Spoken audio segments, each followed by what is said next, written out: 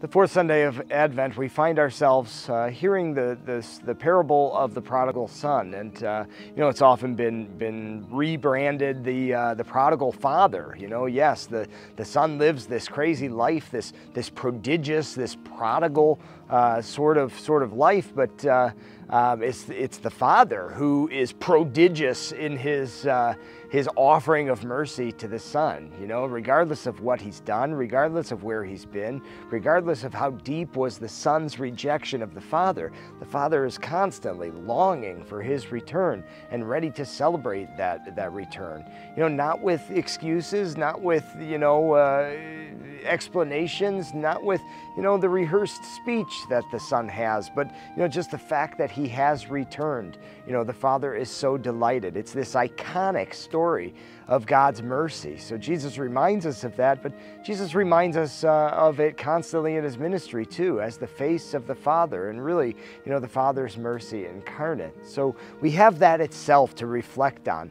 But as we continue our journey and reflect on the fact that God's mercy is more than so much, his mercy is so much more than hurt and hate, and the invitation to not only experience reconciliation with God, not only experience his forgiveness, but also to be invited into the ministry of reconciliation.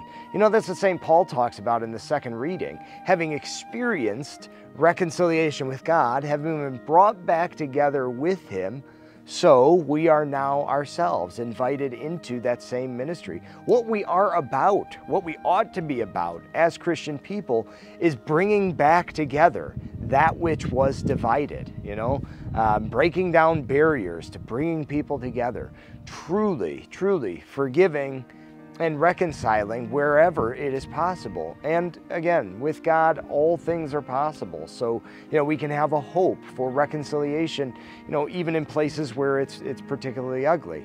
It's like, yeah, okay, there's going to be times where, it's just not going to be healthy, right, for anybody to, to force a situation of trying to reconcile, a relationship or whatever the situation is. But, we hold out that hope because having experienced the reconciliation with God, so we are called to live that reality in our life with other people as well. So, spend some time really with the parable of the prodigal son. It's one of those things, yeah, it's iconic. Yeah, you may think you've heard it once, you've heard it 1,000 times. No. It's the sort of thing that's always new, and at different stages in your life, something else will speak to you. Really allow the Lord to draw you deeper into his mercy this week and throughout this season. That again, having experienced reconciliation with God, you might enter into that ministry just in your daily life, that you may know the depth of the reality that his mercy really is more than hurt and hate, that his reconciliation, his forgiveness can bring together all things. And in our hope, our hope really is that we will all be brought together in Christ at the end of time. So his mercy is more. It's more than hurt and hate. It's more than anything that gets in the way of us knowing the love of God.